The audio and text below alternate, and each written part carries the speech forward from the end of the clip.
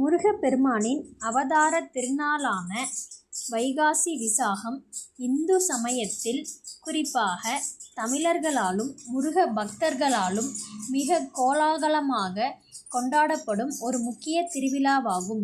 வைகாசி மாதத்தில் வரும் பௌர்ணமியும் விசாக நட்சத்திரமும் இணையும் நன்னாளில் இது கொண்டாடப்படுகிறது.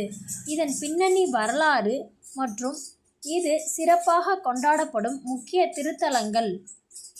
வைகாசி விசாகத்தின் ஆன்மீக வரலாறு.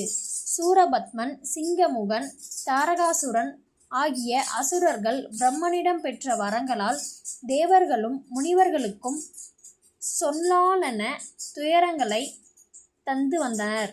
அசுரர்களின் கொடுமைகளை தாங்க முடியாத தேவர்கள் சிவபெருமானிடம் சென்று தங்களை காக்குமாறு முறையிட்டனர். அசுரர்களை அழிக்க சிவபெருமான் தனது நெற்றிக்கண்ணை திறந்தார். சிவபெருமானின் நெற்றிக்கண்ணில் இருந்து 6 மகா ஜோதி பொறிகள் வெளிப்பட்டன. அந்த ஜோதியின் வெப்பத்தை தாங்க முடியாமல் வாயு பகவானும் அக்னி பகவானும் அதனை எடுத்து சென்று கங்கை நதியில் விட்டனர். கங்கை நதி அந்த பொறிகளை சரவண பொய்கை என்ற தாமரை தடாகத்தில் சேர்த்தது. அங்கே அந்த 6 பொறிகளும் 6 அழகிய குழந்தைகளாக உருவெடுத்தன. அக்குழந்தைகளை வளர்க்கும் பொறுப்பு கார்த்திகை பெண்கள் 6 பேரிடமும் ஒப்படைக்கப்பட்டது. வைகாசி மாத பௌர்ணமி திதியில் விசாக நட்சத்திரத்தன்று இந்த அவதாரம் நிகழ்ந்தது. பின்னர் பார்வதி தேவி தன் கரங்களால் அந்த 6 குழந்தைகளையும் அணைக்க அவர்கள் 6 முகங்களும் 12 கரங்களும் கொண்ட ஒரு திருவுருவமாக ஸ்ரீ முருகப்பெருமானாக வடிவெடுத்தார். விசாகத்தின் சிறப்பு. வி என்றால் மேலான் என்றும் சாகம் என்றால் ஜோதி என்றும் பொருள்.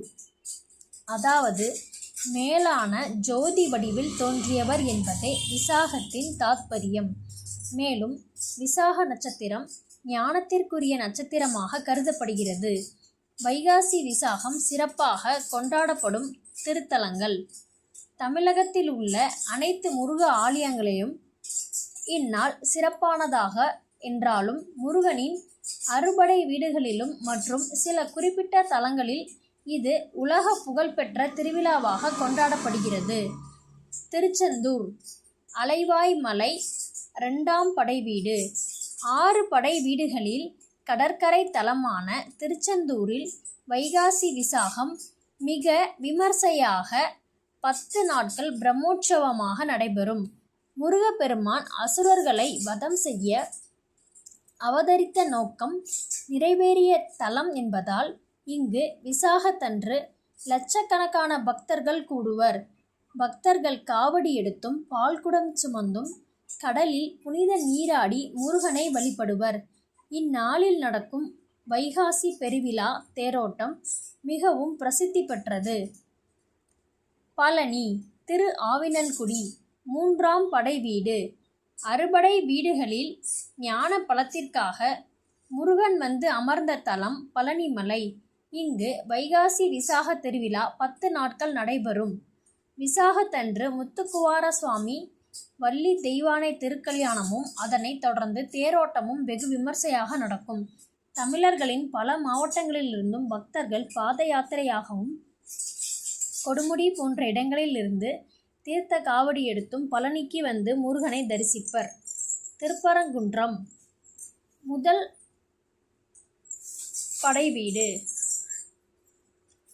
முருகப்பெருமான் தெய்வானையை திருமணம் செய்து கொண்ட தலம். இங்கு வைகாசி விசாகத்தை முன்னிட்டு முருகனுக்கு விசேஷ பாலபிஷேகமும் முனி குமாரர்களுக்கு சாப விமோச்சனம் அளிக்கும் வழிபாடுகளும் சிறப்பாக நடைபெறும். 4 சுவாமிமலை திருத்தணி பழமுதிர்ச்சோலை.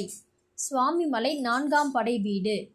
தந்தைக்கே பிரணவ மந்திரத்தை உபதேசித்த ஞான குருவாக முருகன் இருக்கும் தலம் என்பதால் இங்கு விசாகத்தன்று ஞானம் வேண்டி குழந்தைகளுக்கு வித்யாரம்பம் செய்வதும் விசேஷ அர்ச்சனைகள் செய்வதும் வழக்கம். திருத்தணி மற்றும் பழமுதிர்ச்சோலை. இங்கு லட்சக்கணக்கான லிட்டர் பால் கொண்டு வந்து முருகனுக்கு மகா அபிஷேகம் மற்றும் புஷ்பாஞ்சலி நடைபெறும். பிற முக்கிய தலங்கள். திருமயிலாடி நாகப்பட்டினம். முருகப்பெருமானின் அவதார நாளான விசாகத்தன்று மயிலாடுதுறைக்கு அருகிலுள்ள திருமயிலாடியில் முருகனுக்கு நடக்கும் சிறப்பு வழிபாடுகள் தனித்துவம் வாய்ந்தவை. இளஞ்சி குமாரகோவில் தென்காசி. குற்றாலத்திற்கு அருகிலுள்ள இளஞ்சி குமாரகோவிலில் வைகாசி விசாக திருவிழா மிகவும் பிரசித்தி பெற்றது. இங்குள்ள இலுப்பை மரத்தடியில் வீற்றிருக்கும் முருகனுக்கு விசேஷ பூஜைகள் நடக்கும். வடலூரில் மற்றும் பிற மாவட்டங்கள். வடலூரில் ராமலிங்க அடிகளார் ஞானசபையில் வைகாசி விசாகத்தன்று தர்மசாலை ஜோதி தரிசனம் மிக சிறப்பாக காட்டப்படும். வள்ளலார் முருக பக்தராக திகழ்ந்தவர் என்பது குறிப்பிடத்தக்கது. வைகாசி விசாகத்தின் மற்றும் ஒரு சிறப்பு புத்த பூர்ணிமா, நம்மாழ்வார் அவதாரம். வைகாசி விசாகம் முருகனுக்கு மட்டுமல்லாது ஆன்மீக ரீதியாக வேறு சில முக்கிய நிகழ்வுகளோடும் தொடர்புடையது. புத்தபிரான் அவதாரம், பௌத்த மதத்தை தோற்றுவித்த கௌதம புத்தர் அவதரித்தது, ஞானம் பெற்றது மற்றும் மகா பரி நிர்வாணம் அடைந்தது ஆகிய மூன்றுமே ஒரு வைகாசி விசாக நன்னாளில்தான் நிகழ்ந்தன. இது புத்த பூர்ணிமா என்று அழைக்கப்படுகிறது. நம்மாழ்வார் அவதாரம். வைணவ நெறியை பரப்பிய 12 ஆழ்வார்களில் தலை சிறந்தவரான நம்மாழ்வார் வைகாசி விசாகத்தன்று ஆழ்வார் திருநகரில் அவதரித்தார். எனவே வைணவ கோவில்களில் இந்நாள் சிறப்பாக கொண்டாடப்படுகிறது. சுருக்கமாக, வைகாசி விசாகம் என்பது தீமைகளை அழித்து நன்மைகளையும் அறியாமையை நீக்கி ஞானத்தையும் உலகிற்கு வழங்க இறைவன் ஜோதி வடிவாய் வந்த உன்னத நன்னாளாகும்.